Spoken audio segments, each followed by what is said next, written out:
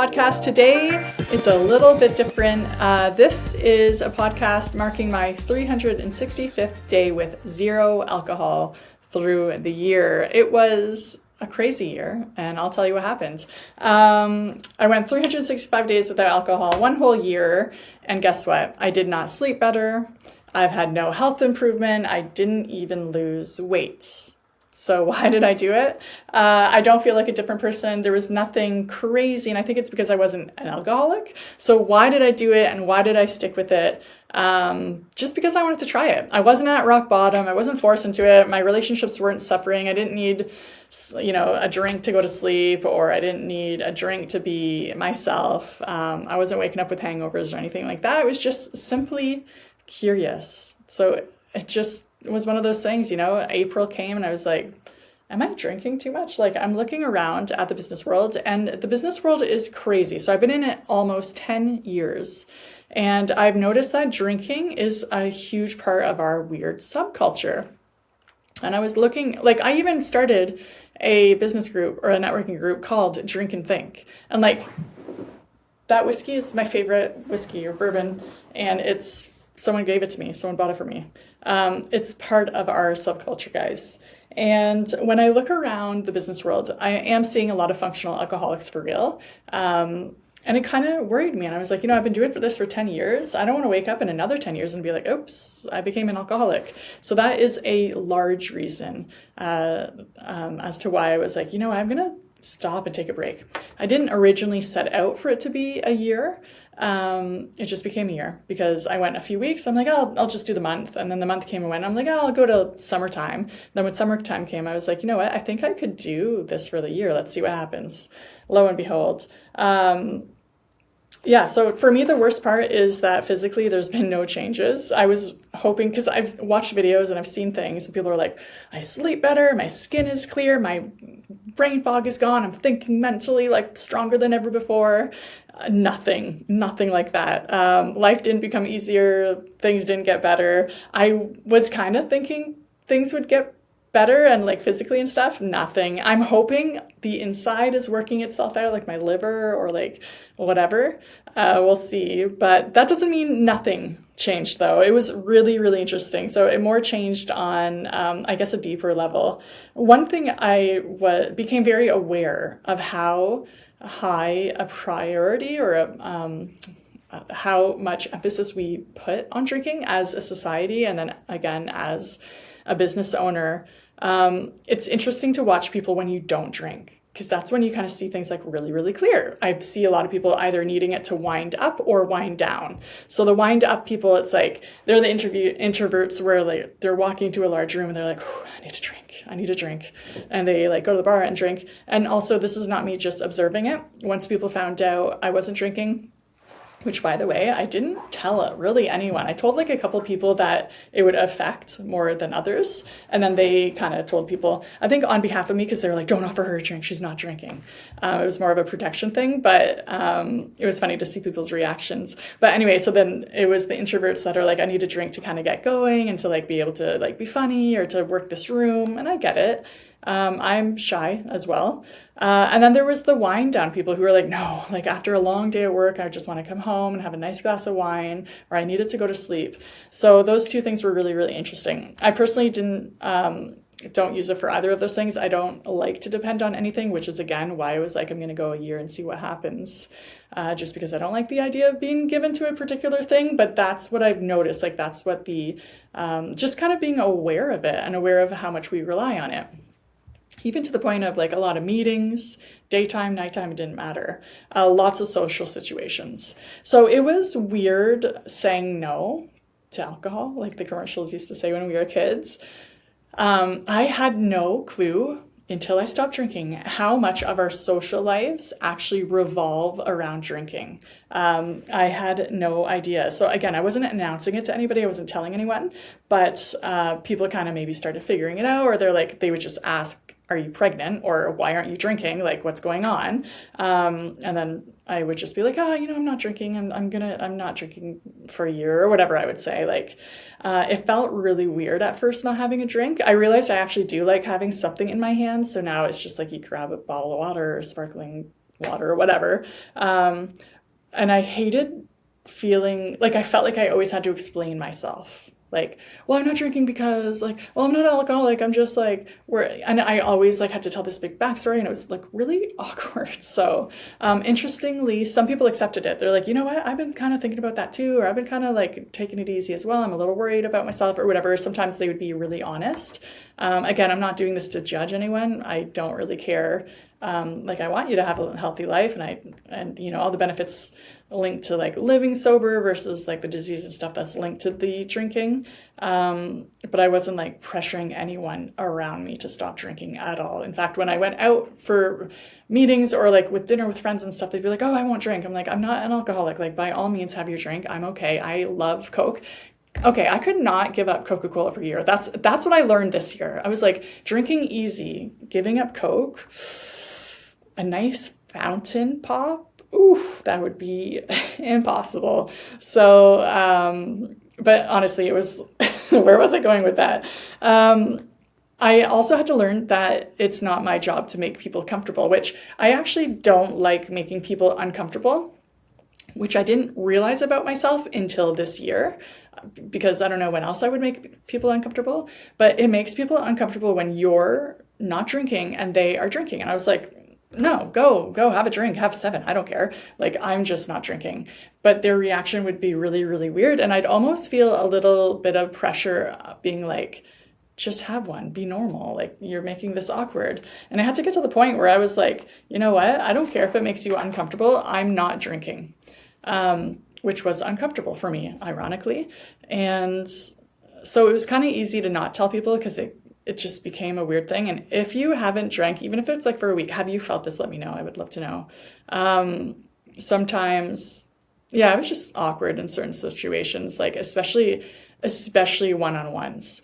But the funny thing is that people felt like they had to justify. And I'm like, someone would be like, oh no, like they'd be like, hey, you want a drink? And then someone next to me would be like, oh, she's not drinking.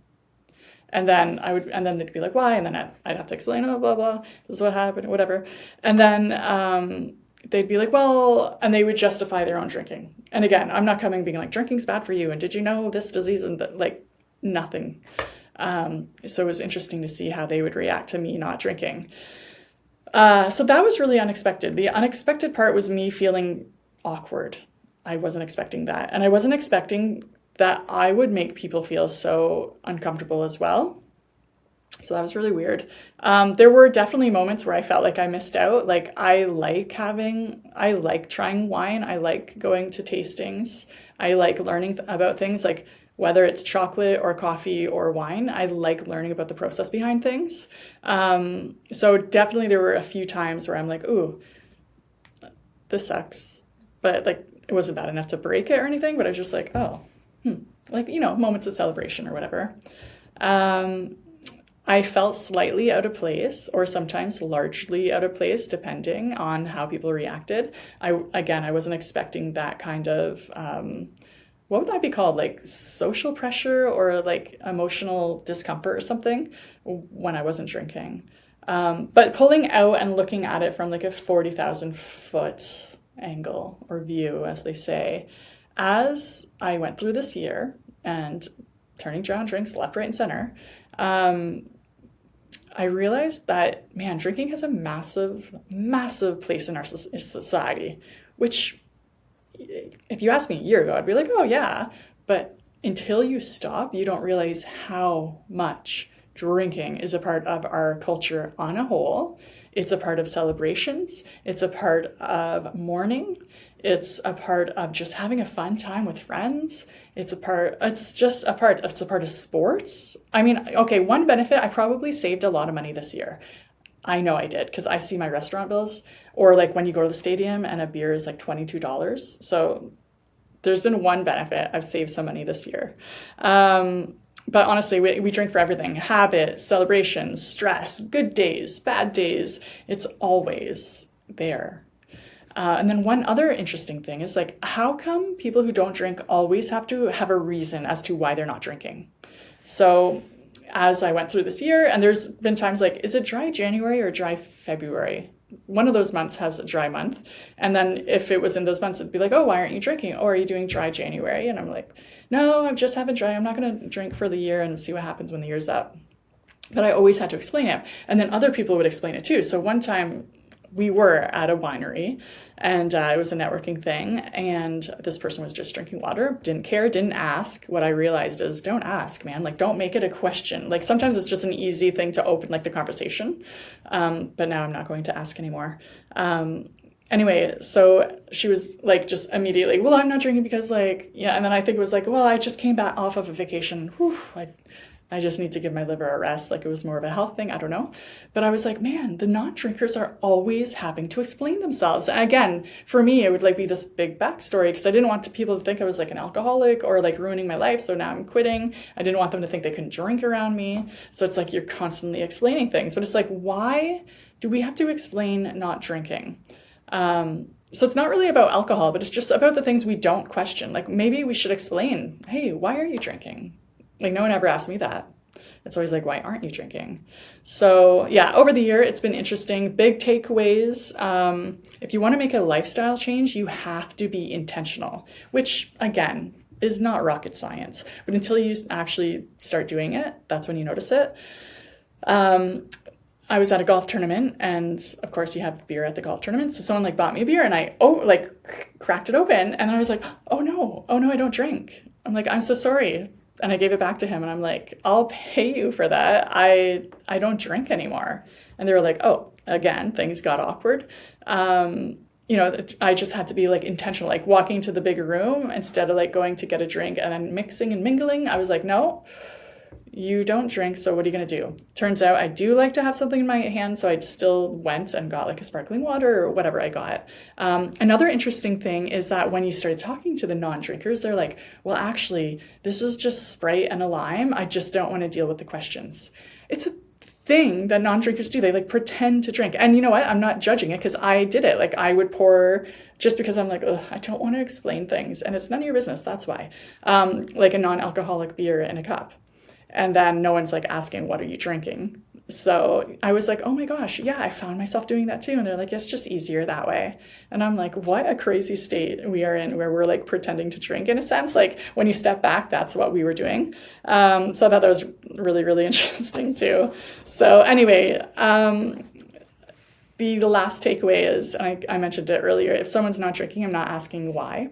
I'm just going to be encouraging about it. And again, over the last year, that's when people are like, well, I'm not drinking because I'm like, it's none of our business. Or you have these people who are kind of like, well, just who cares? Like you can, and I don't know if they're doing it because they're drinking and they're worried about themselves, so they're putting it on other people, but they would be kind of, I don't want to say pressuring, but I guess sort of pressuring that I'm a little quicker to step in and be like, hey, or like make a joke and change the conversation flow. And then I guess the biggest takeaway is I'm okay with making people uncomfortable because of my choices. And that in the beginning was like really extremely uncomfortable for me the first few months. Now I'm kind of like, well, drink, don't drink. I don't care. I literally will say that to people.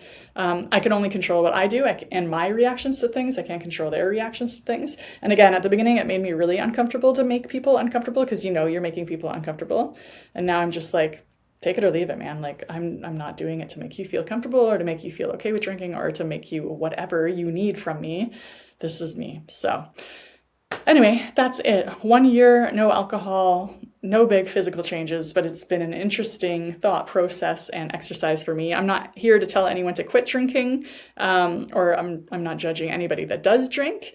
I just want to share what this year showed me. And I know a couple people, they don't obviously know that this would be like the anniversary of the day or anything like that. I don't think anyone cares that much. But over the last few months where I'm like, oh, I'm nearing a year already. This is crazy. They've just been asking like, well, what did you learn? What about this? What about that? So I thought I would do a video about it. So 1 year, no alcohol. It was really interesting.